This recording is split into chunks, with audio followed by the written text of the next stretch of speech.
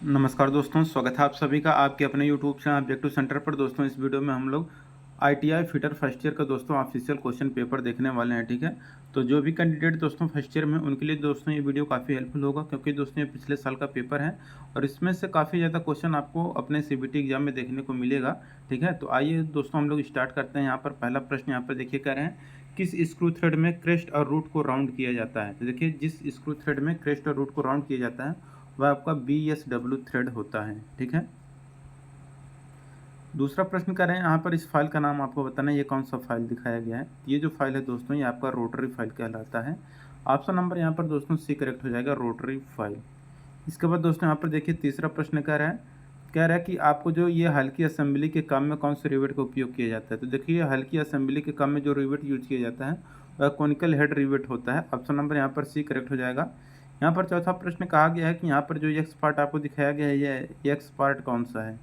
यहाँ पर देखेंगे तो यहाँ पर जो आपको ये सुई की तरह दिख रहा है और इसी को कहा गया है कि एक्स पार्ट ये क्या दिख रहा है, जिसको दोस्तों हम लोग बोलते हैं पॉइंटर। ठीक है, तो पॉइंटर यहाँ पर ऑप्शन नंबर बी करेक्ट हो जाएगा। पांचवा प्रश्न यहाँ पर कह रहे हैं, किस उपकरण का उपयोग बियरिंग की आंतरिक क्लियरेंस की जांच करने के लिए किया जाता है। तो देखिए जिस उपकरण का उपयोग हम लोग बियरिंग की आंतरिक क्लियरेंस की जांच करने के लिए करते हुए रहता है हम लोगों का फिलर गेज। ऑप्शन नंबर यहाँ पर सी करेक्ट हो जाएगा, फिलर गेज।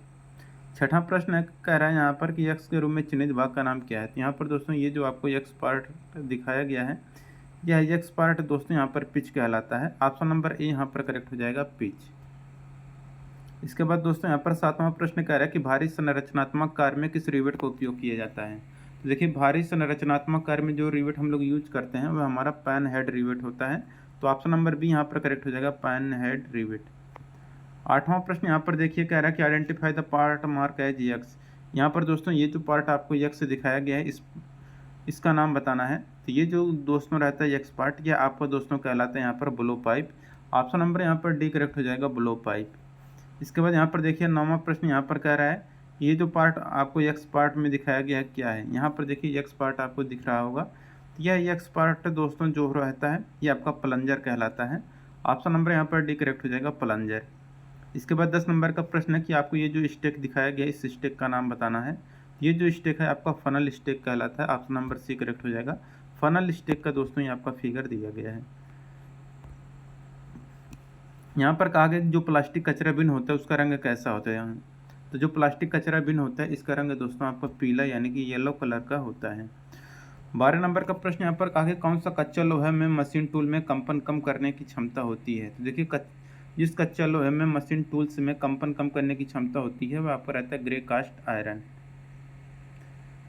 13 नंबर का प्रश्न कह रहा है कि एक पूर्ण घुमाव में स्क्रू की अच्छी गति को क्या कहते हैं। तो देखिए एक पूर्ण घुमाव में स्क्रू की अच्छी गति को हम लोग लीड कहते हैं। और इसका यहाँ पर 14 नंबर का प्रश्न कहा गया है कि यक्स पार्ट जो आपको ये दिखाया गया है यह यक्स पार्ट क्या है। तो दोस्तों यहाँ पर जो यक्स पार्ट दर्शाया गया है यह आपका निगेटिव रैक एंगल कहलाता है। ऑप्शन नंबर ए यहाँ पर करेक्ट हो जाएगा, निगेटिव रैक एंगल। 15 नंबर का प्रश्न कर रहा है कि आपको दोस्तों ये जो आयत ट्रे बनाने में प्रयुक्त नाच है इसका नाम बताना है।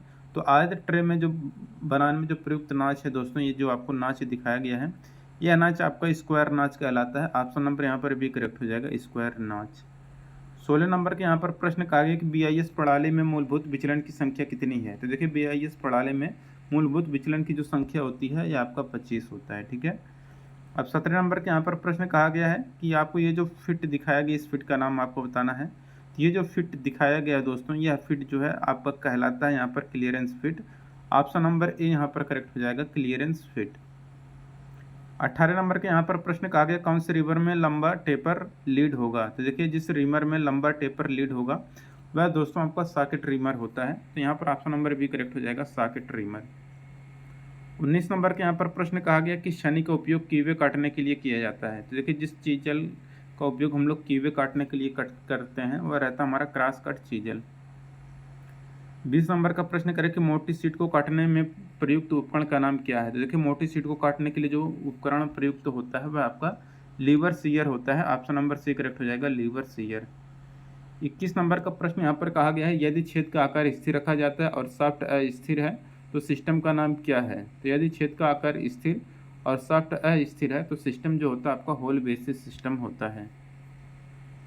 22 नंबर का प्रश्न कह रहा है यहाँ पर कि कौन सा भाग मुख्य रूप से खराद मशीन में लंबी जाप को सपोर्ट करता है। देखिए जो भाग मुख्य रूप से खराद में लंबी जाप को सपोर्ट करता है वह आपका स्टडी रेस्ट होता है। और इसके बाद यहाँ पर 23 नंबर का प्रश्न कह रहा है कि थ्रेडेड होने वाले क्षेत्र पर उपयोग किए जाने वाले काउंटर सिंक टूल का कोण क्या है। तो थ्रेडेड होने वाले क्षेत्र का पर उपयोग किए जाने वाले काउंटर सिंक टूल का जो एंगल होता है वह 120 डिग्री होता है।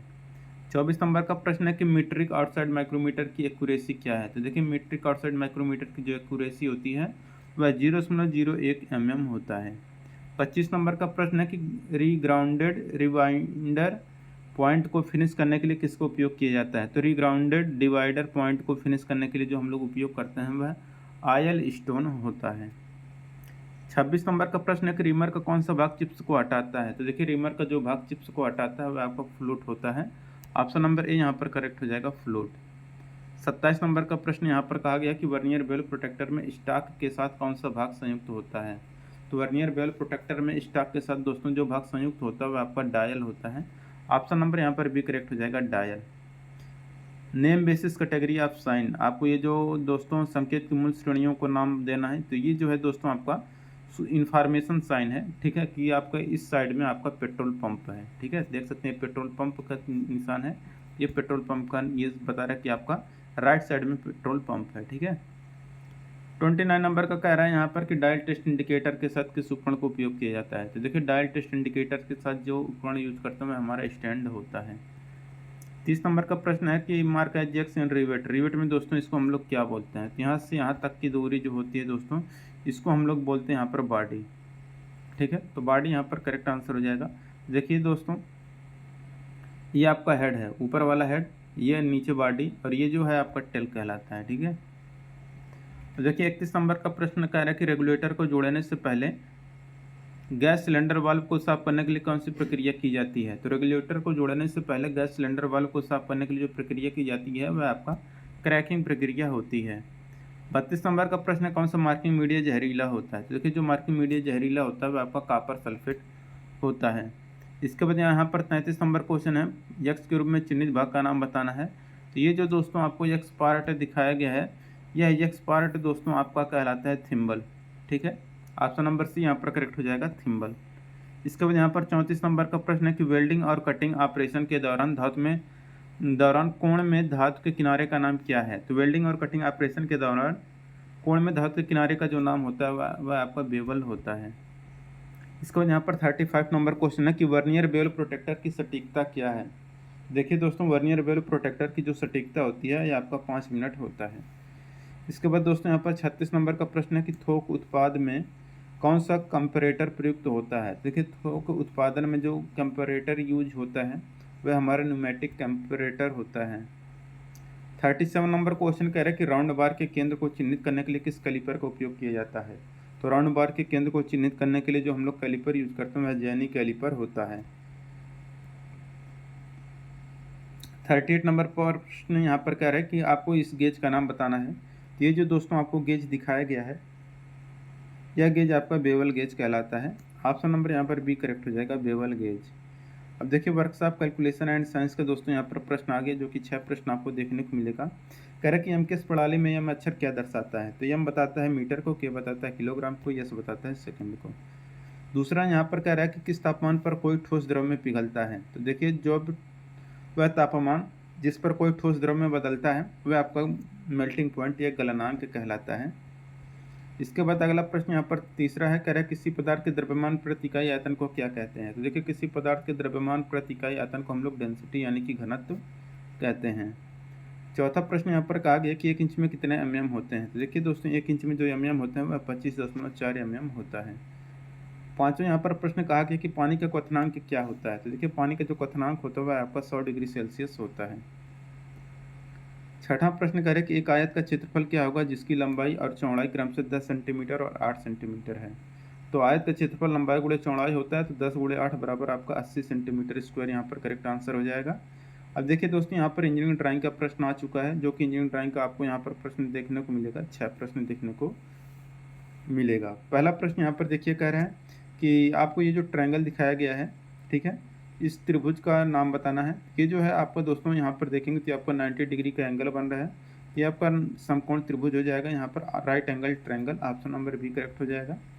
इसके बाद दोस्तों यहाँ पर दूसरा प्रश्न है, कौन सा ड्राइंग आयाम सही है। तो देखिए दोस्तों, एरो के ऊपर यहाँ पर डायमेंशन होने चाहिए, तो यहाँ पर गलत है। यहाँ पे दोस्तों ये बिल्कुल सही दिया है, ये भी सही दिया है, ठीक है। तो एक गलत दिया है, तो यहाँ पर इस तरीके से जहाँ देखेंगे सब एरो के ऊपर दिया रहे डायमेंशन, तो वो आपका सही होगा। ऐसा आपको ऑप्शन नंबर डी में देखने को मिलेगा। यहाँ पर भी एरो के ऊपर है, ये भी एरो के ऊपर, ये भी एरो के ऊपर है। ऑप्शन नंबर डी करेक्ट हो जाएगा। तीसरा प्रश्न करिए, कौन सा सिंबल है। तो ये जो दोस्तों आपको सिंबल दिखाया गया है, यह आपका दोस्तों कांच यानी कि ग्लास का सिंबल दिया गया है, ठीक है। ऑप्शन नंबर यहाँ पर सी करेक्ट हो जाएगा, ग्लास। इसके बाद दोस्तों यहाँ पर देखिए कौन सा ड्राइंग आयाम सही है। सेम चीज़ को यहाँ पर रिपीट कर दिया गया है, तो ड्राइंग आयाम वही एरो के ऊपर होना चाहिए। ऑप्शन नंबर ए यहाँ पर करेक्ट हो जाएगा। इसके बाद दोस्तों यहाँ पर देखिए अगला प्रश्न पाँचों की, ये जो आपको सिंबल दिखाया गया कौन सा सिंबल है। ये दोस्तों है आपका लकड़ी का सिंबल, ठीक है। तो वुड यानी कि लकड़ी, ऑप्शन नंबर डी करेक्ट हो जाएगा। छठा प्रश्न है कि सही संरेखित सिस्टम आयाम की पहचान करें। तो यहाँ पर आपको दोस्तों ये जो सही सिस्टम आरेख दिखाया गया है, ये आपका सही है, ऑप्शन नंबर यहाँ पर ये करेक्ट हो जाएगा। एम्प्लॉयबिलिटी स्किल का दोस्तों यहाँ पर आपको 25 प्रश्न देखने को मिलेगा। पहला प्रश्न कहा गया है कि उचित सर्वनाम के साथ भरना, यहाँ पर प्रॉपर प्रोनाउन। तो आई मेड दिस केक, यहाँ पर हो जाएगा आई के साथ माई सेल्फ, ही के साथ हिम सेल्फ, यू के साथ योर सेल्फ, इट के साथ इट सेल्फ का यूज हम लोग करते हैं। यहाँ पर आई आया है सब्जेक्ट में, तो यहाँ पर माई सेल्फ हो जाएगा, ठीक है। दूसरा प्रश्न यहाँ पर कहा गया है कि कौन सा एक अच्छा संचार है। तो देखिए अगर कोई संदेश है, अगर वह साफ और स्पष्ट हो रहा है तो आपका अच्छा संचार माना जाता है, ठीक है। तो message is clear and direct, संदेश का साफ और स्पष्ट होना एक अच्छा संचार माना जाता है। शिष्टाचार में क्या नहीं है। तो देखिए अनावश्यक बहस करना, ये आपका शिष्टाचार के अंतर्गत नहीं आता है, ठीक है। चौथा प्रश्न यहाँ पर देखिए कह रहा है कि यहाँ पर कि वह व्यक्ति है जो किसी व्यक्ति या संगठन के लिए काम करता है और उस काम के लिए उसको भुगतान मिलता है, तो वह आपको वेज एम्प्लॉयड या नियोजित मजदूरी कहलाता है। पांचवा प्रश्न यहाँ पर कहा कि उद्यमिता को और क्या कहा जाता है। तो देखिए उद्यमिता को दोस्तों हम लोग सेल्फ एम्प्लॉयड या स्वरोजगार कहते हैं।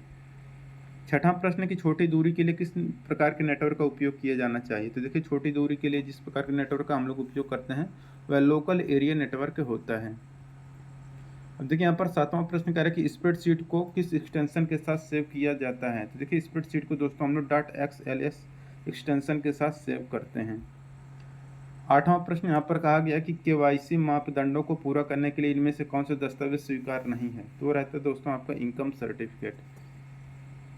नौवां प्रश्न है कि SMS के भाषा में ASAP का फुल फॉर्म क्या होता है। तो ASAP का फुल फॉर्म होता है as soon as possible. 10 number प्रश्न है कौन से एक एर्गोनॉमिक खतरा नहीं है। तो देखिए जो आपका एर्गोनॉमिक खतरा नहीं है वो आपका इमोशनल डिस्टर्बेंस, भावनात्मक गड़बड़ी। 11 नंबर का प्रश्न कहा गया है कि काइजन संगठनों के सफल होने में मदद करने के लिए समग्र प्रक्रिया में कौन सा सुधार लाता है। तो वो रहता है आपका कंटिन्यूअस एंड स्मॉल, निरंतर और छोटा। 12 नंबर का प्रश्न है कौन सा 3R का हिस्सा नहीं है। 3R का देखिए आपका यहाँ पर आपका रिजनरेटर नहीं होता है, ठीक है। बाकी रीयूज, रिड्यूस और रिसाइकल ये आपका 3R का हिस्सा है। 13 नंबर प्रश्न कह रहा है कि कौन सा कारक व्यावसायिक स्वास्थ्य और सुरक्षा से संबंधित नहीं है। तो वो है दोस्तों आपका सैलरी, ठीक है। इसके बाद दोस्तों 14 नंबर का प्रश्न कह रहा है कि ILO का फुल फॉर्म क्या होता है। तो इंटरनेशनल लेबर ऑर्गेनाइजेशन होता है। 15 नंबर क्वेश्चन है कि विस्मयादिबोधक वाक्य क्या है। तो यहाँ पर इस तरीका से जो विस्मयादिबोधक चिन्ह जहाँ मिलेगा वही आपका करेक्ट आंसर हो जाएगा। ऑप्शन नंबर सी में ऐसा दिख रहा है, सी करेक्ट हो जाएगा। 16 नंबर प्रश्न कह रहे हैं कौन सा गुणवत्ता की विशेषता नहीं है। तो वह कि गैर अनुरूपता की गुणवत्ता। 17 नंबर क्वेश्चन है कि गुणवत्ता के लिए किस कथन को गुणवत्ता गुरु डॉक्टर JM जुरान ने कहा था। तो वह कि गुणवत्ता उपयोग के लिए फिटनेस है। देखिए 18 नंबर का प्रश्न है कि आपको WH वर्ड यहाँ पर चूज करना है। तो यहाँ पर हो जाएगा which animal do you like, option number B correct हो जाएगा। 19 नंबर क्वेश्चन की चौथी रो और चौथे कॉलम का सेल एड्रेस क्या है। तो वह आपका दोस्तों D4। 20 नंबर का प्रश्न कह रहा है कि सकारात्मक दृष्टिकोण का परिणाम नहीं है। तो वह आपका बोर्डम यानी कि उदासी। 21 नंबर क्वेश्चन है सिर की सुरक्षा किसके माध्यम से की जाती है। तो हेलमेट के माध्यम से हम लोग सिर की सुरक्षा करते हैं। 22 नंबर क्वेश्चन है शिक्षुता प्रशिक्षण के लिए न्यूनतम आयु योग्यता क्या है। तो शिक्षुता प्रशिक्षण के लिए जो न्यूनतम आयु योग्यता है दोस्तों ये आपका 14 वर्ष है। ऑप्शन नंबर डी यहाँ पर करेक्ट हो जाएगा। 23 नंबर का क्वेश्चन कहा गया कि वह शब्द जो किसी दूसरे शब्द के समान होता है लेकिन अर्थ में भिन्न होता है उसको हम लोग क्या कहते हैं। तो वह शब्द जो दूसरे शब्द के समान होता है लेकिन अर्थ में भिन्न होता है उसको हम लोग होमोफोन कहते हैं। ऑप्शन नंबर ए करेक्ट हो जाएगा। 24 नंबर का प्रश्न करें कि यहाँ पर स्मार्ट में लक्ष्य में एम का अर्थ क्या है। स्मार्ट लक्ष्य में एम का अर्थ होता है मेजरेबल। 25 नंबर प्रश्न है कौन सी फंक्शन कुंजी आपको किसी फाइल का नाम बदलने की अनुमति देता है। तो रहता है दोस्तों आपका F2। तो दोस्तों यहाँ पर ही आपका कंप्लीट होता है। इनको वीडियो अगर अच्छा लगा वीडियो को जरूर लाइक करें, अपने दोस्तों के साथ शेयर करें। मिलेंगे नेक्स्ट वीडियो में। Thank you.